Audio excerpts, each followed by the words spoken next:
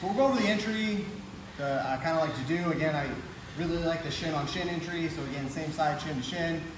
Sometimes I'll kind of go for like a knee tap here, and I really want to come in wrist deep behind the knee here, and then we're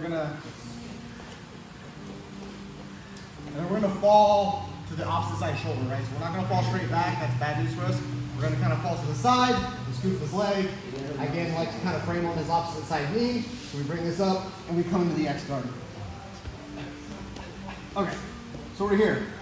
So we've been doing a lot of passes, again, X guard guys. My knee line above his knee is key. My hips are above the mat, quarters engaged here, right? I generally like kind of like the shotgun grip here, which means my elbow and upper arm are kind of aligned with his foot. I'll have like maybe a grip on the calf, or I'm just kind of hugging this here. So we're gonna go over a lot of passes and things like that. So we're gonna go over some counters for that stuff. Again, the first step we always talk about is the person on top is probably gonna be looking to peel this foot. Exactly. So he peels that foot, and now we're gonna go over what we can do when that happens. For the first one, as soon as he peels it, I'm gonna step on the mat. I'm gonna kind of knee tap this far leg. And as I step on the mat, I'm looking to kick this leg up, and I want to get him to plant his hands onto the mat here, right? So he peels, I step on the mat, and I bump him forward. Okay, this is what we're looking for. Now that he has his weight kind of up on his hands, there's not as much going on. There's not as much weight on the legs here, on the feet, right? So this is going to allow me a few options. What I'm going to do is I'm going to start to spin in here. Boom. As I spin in, I'm looking to kind of gather this far leg. This one already in the grip. So I spin in, I grab the far leg, and we're just going to wrestle up here and come up on top and get into a good position to pass. Okay?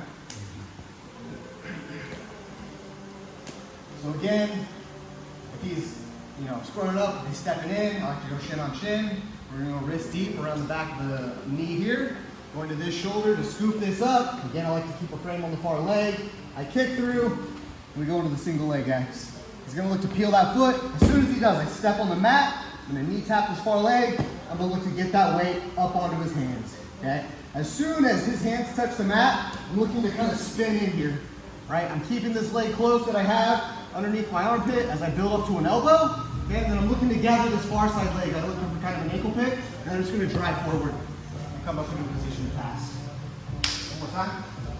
When you spin in like that, you typically want to be above that knee line. Before you on gather the grip, doesn't have to be. You can be lower on the leg. It kind of depends on what happens when you buck him. Yeah. Sometimes they'll step forward, and it's easier to grab the ankles. As long as you have double leg control, you're going to be in good shape. Cool. Sometimes, if this leg's a little closer, I'll kind of look for a hook here, so he steps back. As he steps back, I come in for the shin to shin, scoop this leg into the single leg X. He peels, step on the mat, boost him forward, come to spin in, building up to an elbow, looking to scoop this far side leg, and drive him. Okay, guys? Yeah. Let's try it. 1, 2, 3.